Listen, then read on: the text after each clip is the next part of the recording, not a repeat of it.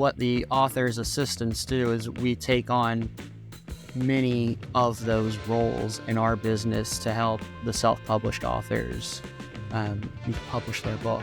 So like I think that was probably the biggest challenge we had, was not just taking over the course and running it, but re-engaging the people who had been a part of what was going on before and may not have known what was happening. So we knew right away that was going to separate us a little bit. So that gave us a little bit of an edge up when we were trying to bring people back in. My name is Barrett Young, and this is the Art of Succession podcast.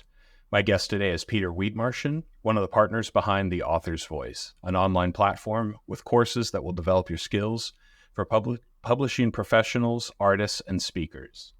Today, we're going to hear a story about how 3 graduates of an online course were presented with the opportunity to purchase and carry on the legacy of its founder. Peter, welcome to the Art of Succession. Yeah, thanks for having me on the show today, Barrett. Yeah, my pleasure.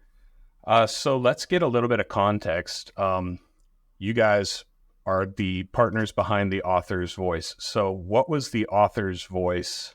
What brought you to The Author's Voice? Well, that's actually a really great story. So going back, it's probably been close to 8 or so years ago, my mother, who is one of the other partners in The Author's Voice. It's great to work with family members sometimes. It's really great to have her on board with us. But, about, like I said, 8 years ago or so, she was able to take the original author's assistant certification course, which is what The Author's Voice is based around. It was not actually The Author's Voice at that time. It's called the Certified Professional Virtual Author Assistant course. And they also had a companion course as well to that, the Certified Professional Speakers course, Speaker Assistant course. And so she took the author's course. She was able to get a scholarship through that program. She took the course, and that was right around the time I had graduated college. So I was kind of coming into the workforce on my own, and since she was starting fresh and I was starting fresh, we decided to join forces together and help authors publish their books. And that was with our first company together, Your Literary Pros. And so, like I said, about 8 years ago, that happened. And throughout the time that we were working there, one of the things we had always thought of is how can we make this more approachable for authors and not just the author assistants, the actual authors, those actually sitting down there writing their manuscript. And it's something that had been in the back of our mind for a long time. And 2021, 2022, we were approached with the chance to, or the offer to purchase those classes, those courses.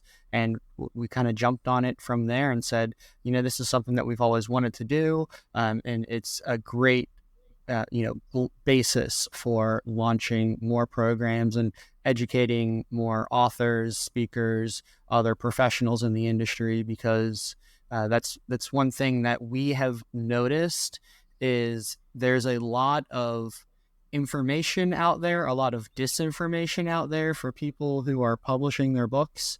And we wanted to become a trusted resource so that authors and publishers can know what is the right way to do it, whether that be, not taking advantage of authors, what authors should be aware of when they're working with publishers. There's a wide variety of things that we want to educate our students on, and we thought this was a great opportunity to do it. Okay. So when your mother took the course because she was trying to become an author's assistant, or already was in that and just looking for further information, or? No, actually at the time, she had a previous company before that. It was in medical transcription, which if you've followed along in the medical world in the last 15 years, there's been a pretty big shift in, the use of technology there. And, she saw kind of the writing on the wall and was looking for a different avenue to apply the same skills that she had. And so she was, she'd been doing a lot of virtual assistant work or, behind the scenes work for, not just medical transcription, but for other business owners. And like I said, she was part of the virtual assistant. It was a networking group at the time, and through that group, she found out about this course, and they were offering a scholarship to take the course. And so she applied for this scholarship, and lo and behold, she was able to take that course and go on from there and start our business. Okay. And so then the business that you originally started with her was selling this service to authors then. Right. Yeah. We were professional virtual authors assistants is what the course originally was called, or that's what you ended up, the certification was called. But, so that's what we did. We've worked with, authors for many different books, whether it be they're writing a manuscript like a memoir, whether it's a children's book, but we've focused on working with the authors to publish a book in the way that makes them the best financial and business sense for them. Okay. So am I correct in thinking that the author's assistant kind of fills this gap in the self-publishing world where you don't have a publisher who's reviewing manuscripts anymore, or is there something else there that I'm not aware of? I would say, what does an author's assistant do? Yeah, I would say that probably somewhere close to 75-80% of the work that we do is with self-published authors. Our main goal is, or a professional author assistant really takes on the work that would be done by a traditional publishing company. So, in a traditional, when you give your manuscript to one of the big five, let's just say, like a Simon and Schuster or something like that, they have the editors, they have the book designers, they have the cover designers and the marketing professionals and all of the myriads of other people that work to publish your book. And what the author's assistants do is we take on many of those roles in our business to help the self-published authors publish their book. And we do work some with traditionally published authors. Sometimes we'll work with them to get an initial edit on a book, or to, send out query letters to agents and things like that. But, a majority of what we do is working with self-published authors. And, it's really great because, like I said, we want to, our main goal, no matter what we do, is to we want to make their book their business for them, because you have to go in there, spend the money, but you also want to be able to make sure that you can, recoup that money, whether that be in book sales or additional business that you bring in or whatever that may be. And probably a lot of discipline, keeping them on track. I need X number of pages by a certain date. I know that would be my issue with writing a book. No, yeah, that's definitely a big part of it. Being that not necessarily a strict project manager, if you will, but keeping deadlines on track and knowing what needs to be completed. There's a lot of steps in there that need to be completed, but they have to be completed sequentially. And a lot of people who first start off, whether it be their first or second book, or whether they're just trying to figure out what to do, they don't realize all of the steps that need to be put in order. Mm-hmm. Okay, I gotcha. All right, so your mother took this course. You guys started a business now. How long did you run that business, and then lead me into the opportunity that came up to actually buy the business that ran the course? So we started, it was middle of 2015 is when we first started our business. And we ended up purchasing the courses, which turned into the author's voice in late 2022. Okay. Or late 2021, early 2022. 21. Yeah. Okay. So about 6 years running that company. Yeah, 6-7 years. Yeah.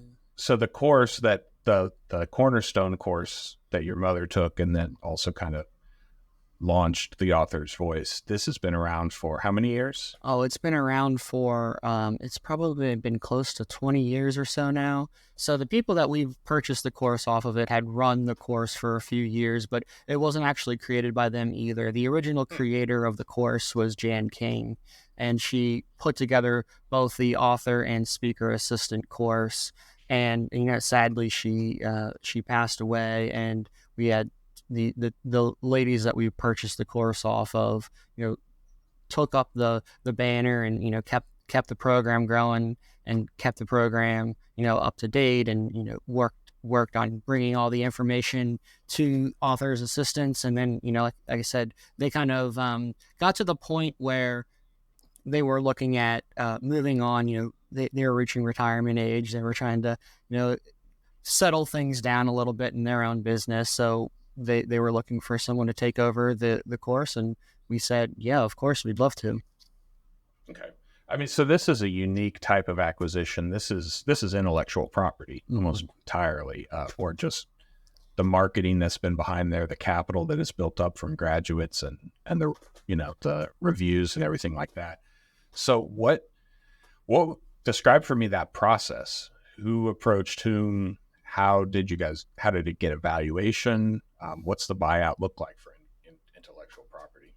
Well, yeah, you're right. It is, we were purchasing an piece of intellectual property, but with that, I think most entrepreneurs understand that there's not just the course that comes with intellectual property. There is like you mentioned, the built-in user base, the built-in, the program that actually ran the course, all of the graduates, and the list of potential course participants. There's a lot of different things that come. That's not just the course itself. So we did take a good review. We wanted to make sure that we not only had a list of prospective students, but we also wanted to make sure that we had a full list of all of the students that had already gone through and completed the certification, or who were in the certification process, so that we can continue to use them to help promote the class, because they've been through the course, so they understand the benefits that come from the course. And so it did take us some time. We had to go through the list, see who was available, who was not available, how all the list building goes. It's sometimes you might have a few thousand people, but not everyone's always engaged. So we had to work with that. We worked through the financials. We saw some clear and obvious moves that we could have made financially to help just solidify the course itself when we first bought it. So, there's a lot of behind the scenes that went into it to make this a reality. Okay. And about how long was that process? It was kind of a little bit of a rocky road, not gonna lie. So we had initially brought it, but through some, we had some.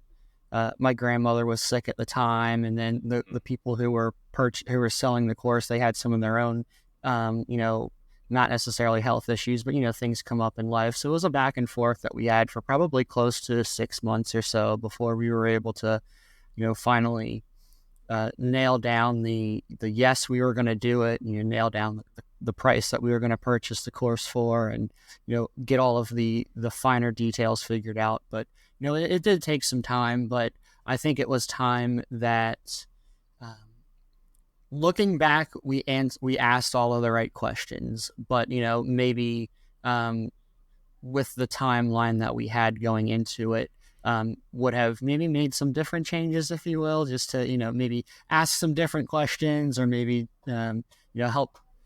It's hard because, yes, you're interested in purchasing a course. Yes, you want to start this off with a big bang, and carry on like as if nothing were to happen. But when you have this back and forth for a few months, it is hard to lay down the groundwork right away to start going, because you don't want to put in all that time and effort into creating something for it to fall through at the last minute. So it was kind of a double-edged sword. It was good because we were able to answer those questions, or have those questions answered, but sometimes you kind of come across with a little hiccup sometimes.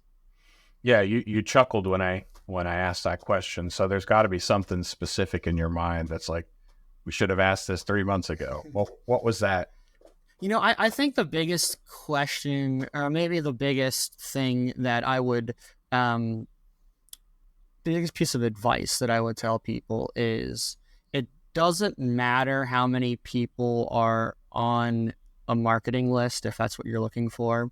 It really matters how many people are actually engaged with the marketing list, or how many people are, I mean, what we noticed is that there was a robust list of potential course participants when we purchased the course, but we had noticed that they weren't necessarily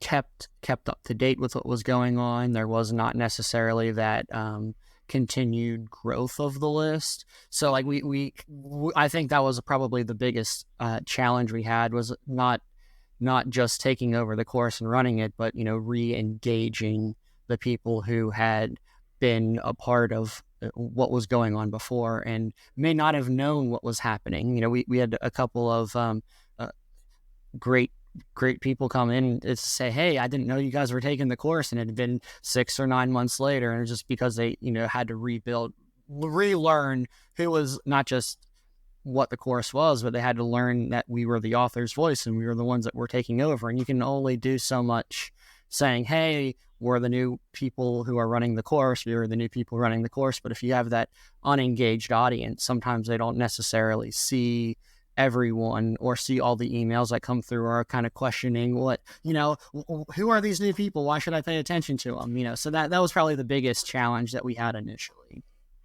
Nobody told me. Then you point to the 6 emails and it's like, oh, I didn't see those. Exactly. Yeah. Okay.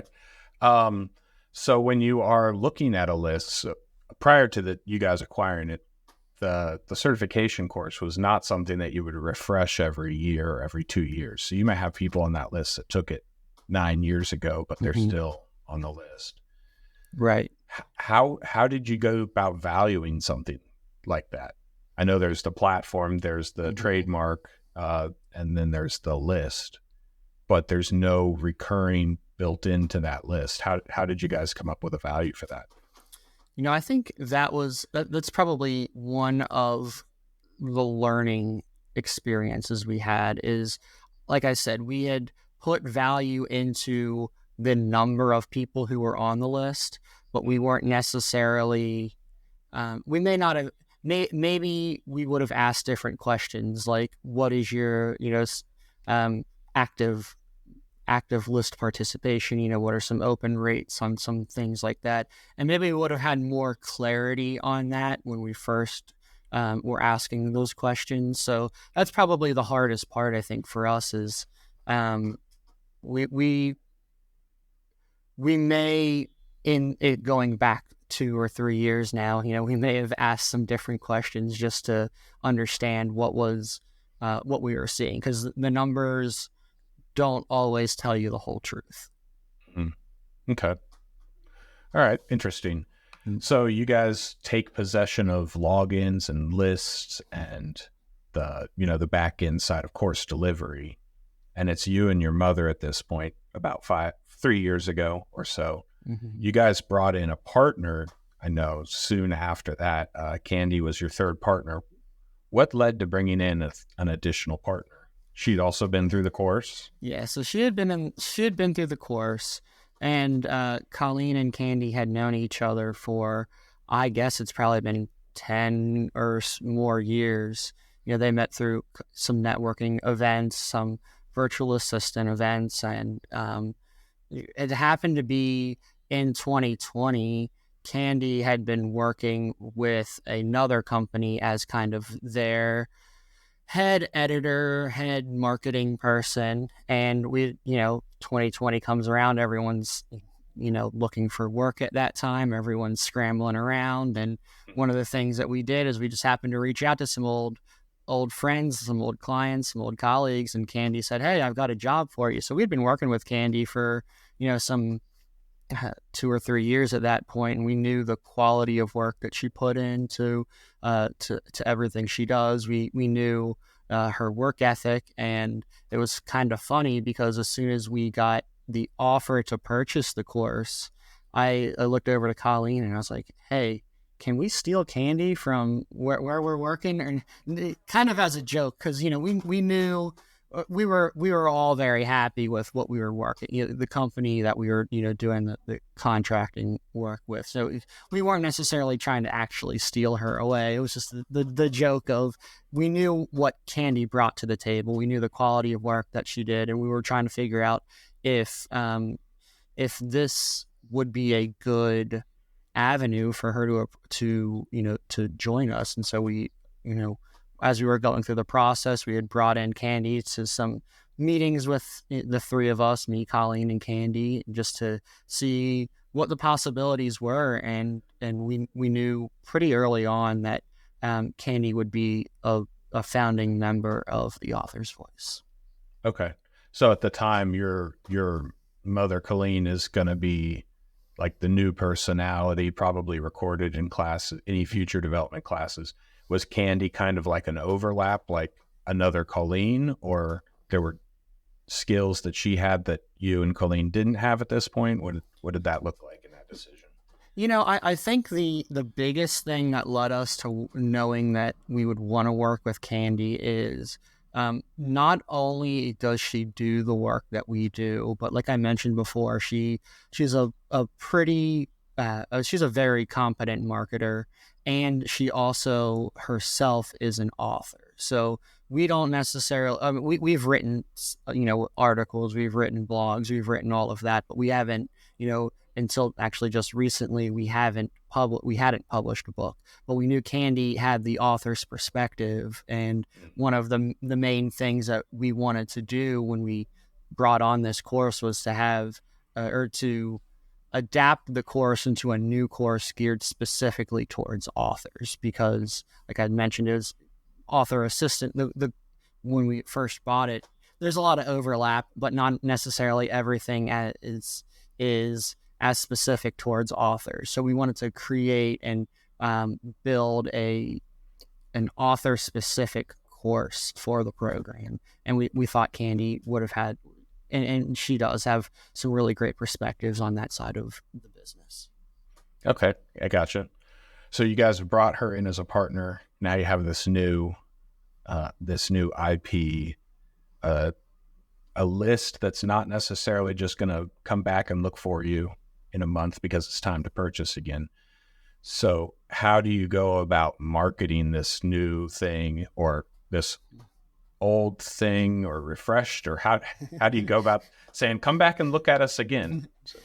Well, it really started out with, come back and look at us again, because this is who we are. We're new. We are here to refresh the course, update the course, give it a new set of, I don't want to say a new coat of paint, because it was more than that. But what we initially did is we said, the course was originally run through just a simple WordPress site with the tools and the plugins to run the course.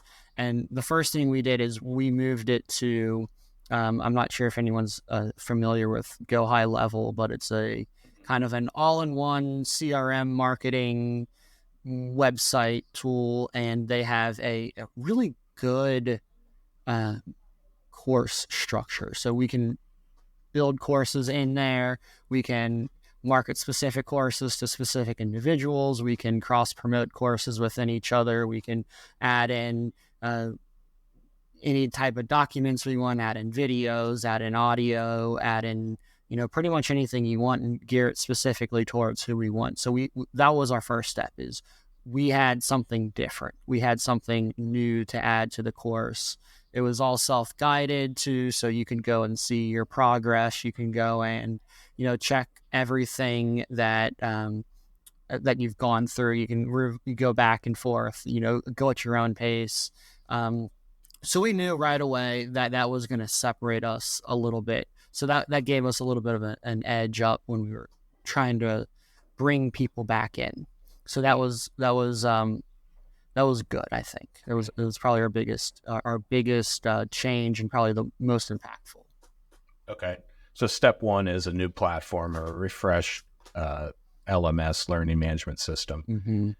How soon did you reshoot content? Did you just rearrange, re-edit?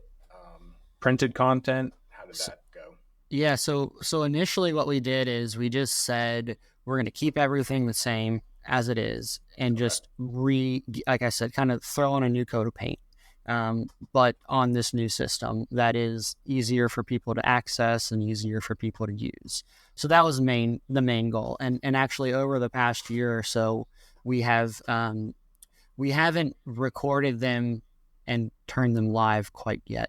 But, we've been doing we've been researching and updating the course in the background. We're going to have and so we'll have a completely, maybe not a completely new course, but updated course, as we go along. And I think that's another thing too, is you kind of think when you first start, oh, we're going to have these big changes, but I think a lot of times it takes longer than we think to really get the right information out there and acceptable to, you can't just have me rambling on about something just because it's, new and exciting. So, have to really put in that production value to make it, worthwhile for people to come back in. But, that's something that we were not too far in the future is going to all come live. Okay. So about 3 years to develop any new content. The focus up until now has just been, this is still the Jan King course that you remember. It's just on a new platform, easier to navigate, easier to know when you've done all the steps. Mm-hmm. Come back and take a refresh maybe, and then you guys are still going to that client list and saying, tell new client, share us with other people. Okay. Well, one other good thing about the platform that we did is we automated it more too. So people can navigate it themselves. There are some, at the end of each module, there's like test questions that you can refresh your memory. You can challenge yourself to make sure you are taking in the right information. And at the very end, there is a certification course. And originally it used to be done on Word. When I remember I had to hand grade papers, and I hadn't done hand grading papers. So, it's going back through that. But now it's all automated. So that actually makes it easier for not just the students, but for us. And students are able to get their certification a lot quicker and a lot more accurate now than they were a few years ago. I gotcha. Okay. Let's talk a little bit about marketing this refresh property. So other than asking for referrals, I know you have your own podcast, so that's been part of it. And I know you've got a LinkedIn presence and Facebook presence, all that kind of stuff. How much of that existed before you guys came in, or was it just an email list? It was basically just an email list. Okay. There was a Facebook group of past professional virtual author assistant students. Okay.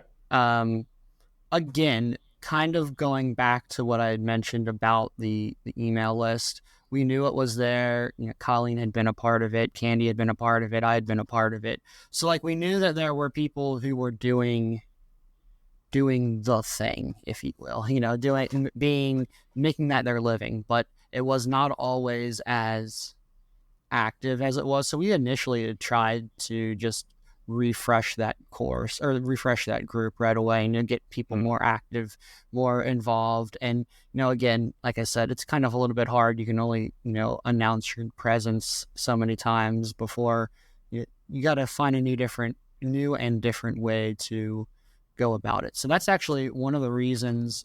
We had a couple of starts and stops, actually. So then we decided, hey, let's start a Slack community for everyone. And that worked for, 3 or 4 months. And then, again, the same thing starts happening where people are busy or people weren't always as invested as we wanted. So that actually almost directly led to our podcast, which we said, it's more important that people know the information that we have and we can connect better with people with the information that we have than instead of just yelling into the void, hey, come and check out the information that we have. We said, let's go and share that information with whether that be authors, whether that be author assistants or speakers or whoever it may be, and share it with them so that they can come and find and connect with us.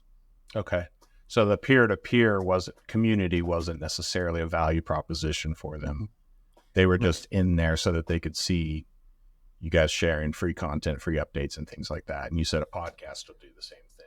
Right. Yeah. In a weird way, this is something that has kind of, I don't want to say bothered me, but I think one thing that comes up a lot is the competition between people.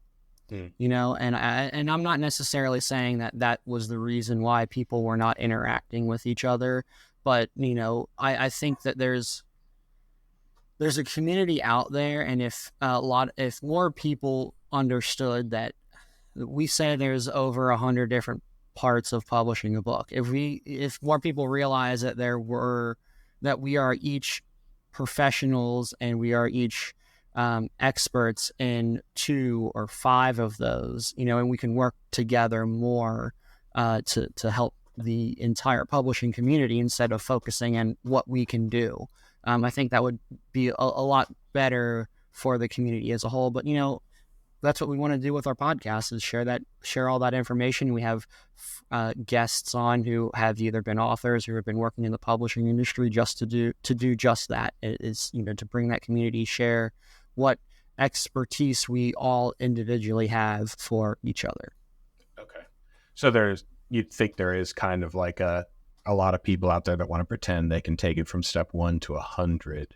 Mm-hmm. But once you get into the weeds of it, you realize that's overselling, and really it'll take 4 or 5 different people handling different pieces of this.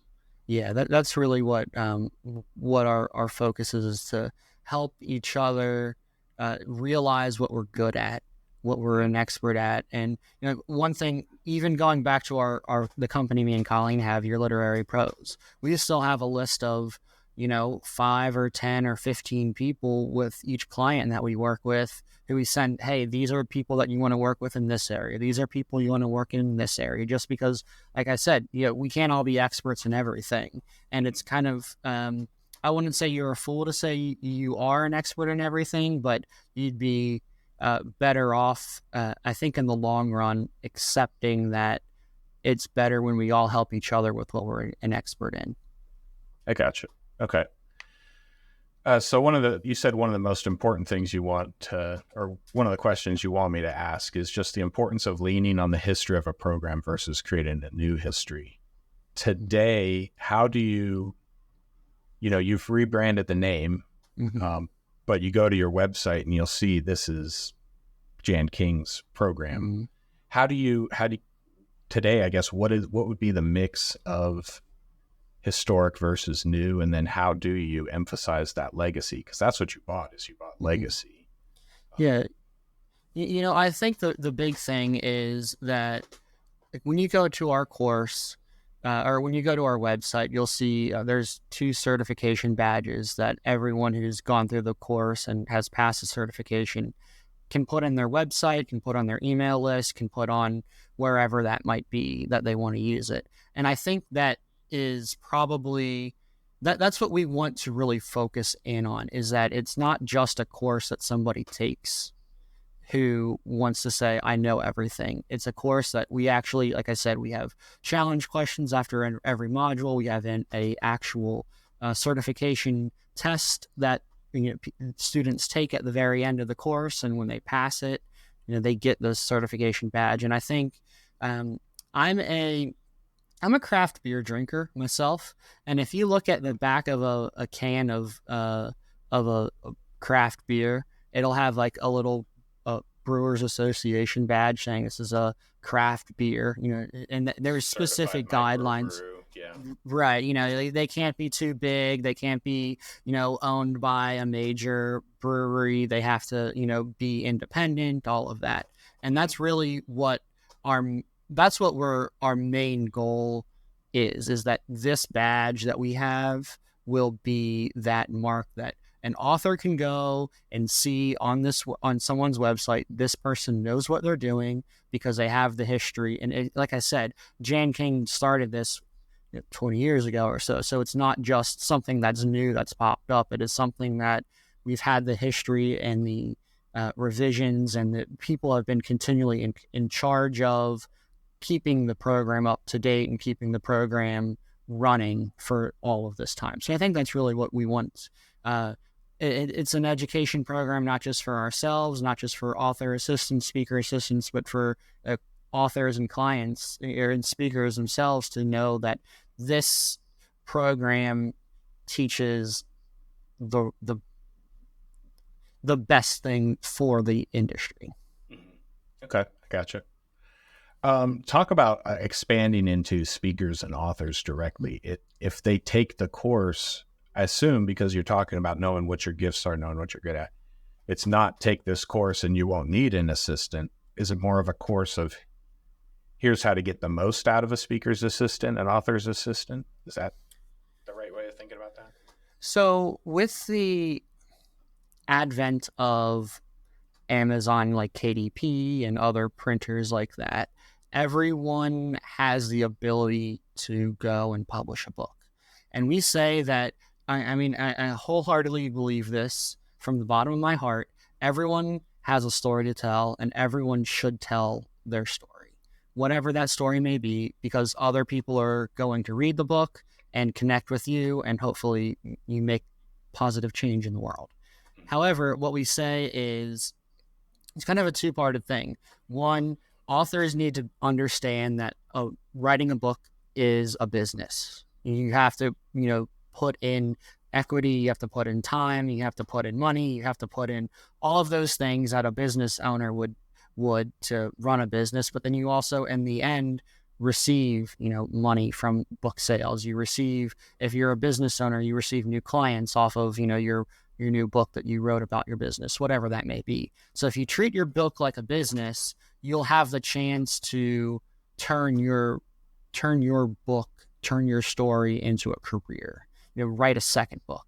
And we say that more often than not, most authors have a stumbling block somewhere in their first book that doesn't allow them to publish a second book, whether that be because they make a mistake and they ruin their reputation or don't have a reputation, or too often we've had people who have said, hey, I wrote this book and I threw it up on Amazon and nobody bought the book. And we're like, well, did you ever market the book? Did you do anything besides, just tell your family that the book was up there? And they're like, no.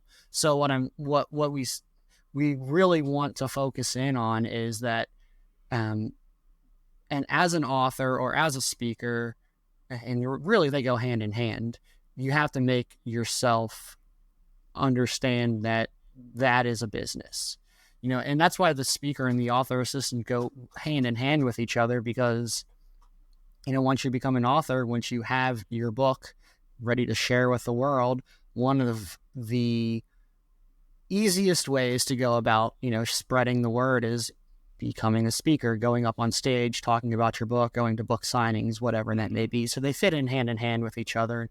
The same thing too is as an author or as a speaker, you have a story that you're telling up on stage every week or every month or whenever it is you're up on stage. Why not turn that into its own revenue stream of a book? Right. Yeah. You write the book to get the speaking gigs, and you do the speaking gigs to sell the book. Exactly. Okay. All right. Are you guys going to develop the podcast assistant as a future course? Because, I don't know if you use a virtual assistant, but the services I've seen just of virtual assistants trying to get bookings for podcasting, I'm like, have you ever done this before? This is not practiced and doesn't come across the best way either. So, well, maybe it's not quite on our board right now, but one thing we do focus in on, and it's going to be in our new author course, which is coming out soon, is a specific podcasting, like how authors can use podcasting to help promote themselves. Because again, like I said, with the podcast or with the authors and speakers, it's a great way to a great combo there. But it's just as easy today, if not easier today, to hop on a podcast with someone like you or another podcast to promote your book as well. So that's again, it's I hate using this word because it's like corporate jargon, but like the synergies there. It's an all of the above kind of approach. Sometimes Exactly. The speaking's on a stage, sometimes it's in front of a camera, sometimes it's behind a microphone. Yeah, exactly. But the principles of public speaking are similar across all the mediums. Exactly. You know, I think the basis of everything, and where you can really see someone thrive is when they have a story um, that they not only have lived through, but they connect with and are excited to share. So whether that be speaking, whether that be podcasting, whether that be being an author, when I love when I've been on on my own podcast and I've interviewed an author, I can just see the smile that they have when they start talking about their book or when they start talking about their project. That right there is when you know you have a story that's worthy to tell and worthy to share, and people are going to go bananas over. Okay, that helps. So the author's course really is keep that smile into your second book. Right. Exactly. Yeah. Okay, awesome. Peter, I really appreciate you coming on the podcast with me. We do a lightning round at the end of the show where I just ask a couple questions. You already said craft brew. That's not one of my questions, but it might be in the future. But are you ready for a lightning round? Yeah, let's go. All right. So yeah, just one to two sentences, no real embellishment or anything needed on that, but just kind of get a survey across my guests. Coffee or tea, and how do you prefer it? Black coffee by the pot. Pie or cake? It used to be pie, but since I worked in a bakery, I could go with a cake now. Okay. All right. What is a common belief among entrepreneurs that you would want to challenge? Too many people believe that there's not enough work out there for everyone to thrive. There's plenty of work out there. Awesome. What's your favorite holiday, and just one sentence why? Probably Christmas, because it's an excuse for me to sit around on my couch and watch movies for a week. All right. Are you a morning person or a night person? And do you have a favorite routine? Probably more of a night person, but I do start pretty much every morning with a cup of coffee and whatever book I'm reading. Okay. What is one thing that you would want your successors, someone buying the author's voice coming into this place, what would you want your successor to know, Peter, for? I think the most important thing would be to continue the success of the history that the program has had. Continue putting on the sharing the correct information with the authors that need it. Gotcha. All right. Where are you finding creativity right now for yourself? Well, like I said, I start every morning with a cup of coffee and a book. So I'm a firm believer in, creativity comes because we're reading anything and everything. Any good ones right now you'd recommend? I'm stuck in a fantasy rut a little bit, but I've been reading through the Mistborn series recently. So I just finished the second one. I was a late arriver to the series, but I've enjoyed it. All right. And last question. What do you have coming up at the Author's Voice that has you really excited for this coming year? Well, I've run the podcast pretty much as the producer, editor, all of that, and I'm really excited for what we have at Blank Page the Bestseller coming up this summer. Especially, we've got some awesome interviews. Okay, excellent. Well, thank you, Peter. I appreciate you being on the guest on the Art of Succession podcast. It's been a great discussion, and best of luck to you. Yeah, thanks for having me. I'm glad to share everything about the Author's Voice. Yeah, where can people find you? Yeah, so you can find the Author's Voice on our website, theauthorsvoice.org. You can find us on Facebook, The Author's Voice. Find us on Instagram and LinkedIn at The Author's Voice. And then you can listen to us talk about everything publishing and being an author on the Blank Page to Bestseller podcast. Okay. Thank you so much, Peter. Yeah, thanks.